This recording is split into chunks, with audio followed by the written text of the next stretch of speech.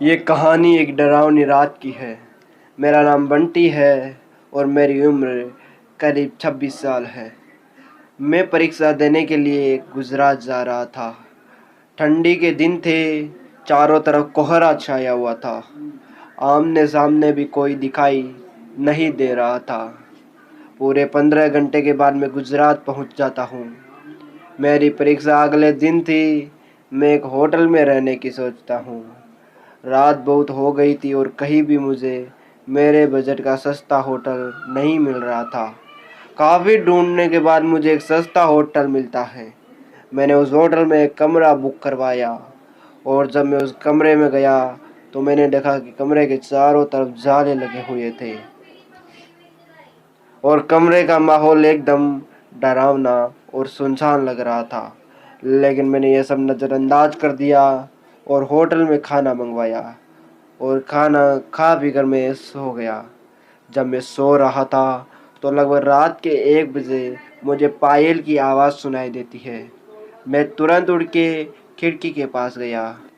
मैं यह पता करने गया कि इतनी रात को किसकी पायल की आवाज़ आ रही है, क्योंकि वहाँ होटल में मेरे और मैनेजर के अलावा कोई नहीं था।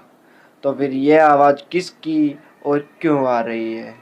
मैं खिड़की पर काफ़ी देर तक खड़ा रहा, लेकिन मुझे कोई भी दिखाई नहीं दिया। फिर मैंने अपने कमरे का दरवाज़ा खोला और सीधा होटल के बाहर देखने के लिए आ गया। जब मैं बाहर आया तो मैंने देखा कि काफ़ी लंबी औरत है जो सफ़ेद साड़ी पहने हुई थी और चेहरा उसका एकदम ढका हुआ था। वह अपने हाथ में एक नारियल लेकर होटल के चारों तरफ चक्कर लगा रही थी। ऐसा लग रहा था मानो अपनी पायल की आवाज़ से किसी को बुला रही है। मैं दौड़कर उसके पास गया, लेकिन मैं जैसे ही जाने लगा वह तुरंत गायब हो गई और चारों तरफ कोहरा ही कोहरा फैल गया। मैं थोड़ा घबरा गया, क्योंकि जिस औरत को मैंने सामने देखा था वह अब गायब हो गई थी। फिर मैं अपने होटल में वापस जाना चाहा, लेकिन तभी दोबारा पायल की आवाज़ आने लगी। मैं उस पायल की आवाज़ को ढूंढते ढूंढते जंगल की ओर जाने लगा और मैं चलते चलते होटल से इतनी दूर आ गया कि पता ही नहीं चला। फिर मैंने जंगल में कुछ ऐसा देखा कि मेरे दिल की धड़कन तेज़ हो गई और मेरा दिल दहल गया। मैंने देखा कि उस औरत ने एक पेड़ के नीचे 5-6 लाशें रखी थी और बारी बारी से एक एक को नोच नोच कर खा रही थी। उसका मुंह खून से लथपथ था और चेहरा भी एकदम डरावना था। मैंने जब यह देखा तो मेरे पाँव तले से ज़मीन खिसक गई। यह सब नज़ारा देखते ही मैं डर के साथ रोने लगा, क्योंकि वो चुड़ैल मुझे भी मार देगी, क्योंकि वो अपनी पायल की आवाज़ से मुझे उसके पास तक ले आई थी। लेकिन मैंने हिम्मत से काम लिया और हनुमान चालीसा पढ़ते पढ़ते धीरे से वहाँ से भाग गया, ताकि भूत मुझे देख ना ले। लेकिन जैसे ही मैंने वहाँ से भागने की कोशिश की, वह चुड़ैल अचानक मेरे सामने आ गई और इशारों से मुझे अपने अड्डे पर ले जाने लगी। लेकिन मैं हनुमान जी का जाप करके इतनी तेज़ी से वहाँ से भागा जैसे मेरे अंदर किसी की शक्ति आ गई हो। भागते भागते सीधा मैं अपने होटल आ गया। वहाँ रुका तो मुझे एक आदमी दिखाई दिया। उसे देखकर ऐसा लग रहा था कि ये एक अच्छा आदमी है। वह मेरे पास आकर बोला, अरे भाई क्या हुआ, तुम इतना डर रहे क्यों हो? मैंने सारा किस्सा उस आदमी को सुनाया। तब उसने कहा, भाई तुम बहुत किस्मत वाले हो कि आज तुम बच गए।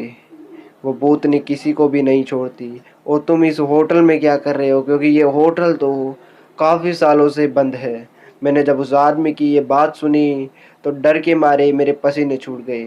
फिर वह आदमी बताने लगा कि इस होटल में बहुत साल पहले 4-5 लड़के एक लड़की को मार देते हैं, लेकिन लड़की तो मर गई, परंतु उसकी आत्मा ने किसी को भी नहीं छोड़ा। एक एक करके उन चारों को मार दिया और जो भी रात को इस रास्ते से गुजरता है वो सबको अपने कब्जे में कर लेती है और मार देती है। कुछ दिन बाद इस होटल में छापा पड़ा, तब से यह होटल बंद है। मैंने जब उस आदमी की ये बात सुनी तो मैं बहुत ज़ोर से रोने लगा। ये सोचकर रोने लगा कि मैं आज मर जाता। फिर आदमी ने मुझे चुप कराया और बोला, चलो आज रात तुम मेरे घर रह लो, मेरा घर पास में ही है। मैंने उसका धन्यवाद किया और उसके साथ चला गया और अपने आप से वादा किया कि आज के बाद मैं किसी भी अनजान जगह पर रात को नहीं जाऊंगा। ये कहानी आपको कैसी लगी कमेंट करके ज़रूर बताइए और हमारी कहानी में एंड तक बने रहने के लिए आप सबका बहुत बहुत धन्यवाद। मिलते हैं हमारी ऐसे ही एक और मज़ेदार और हॉरर स्टोरी में।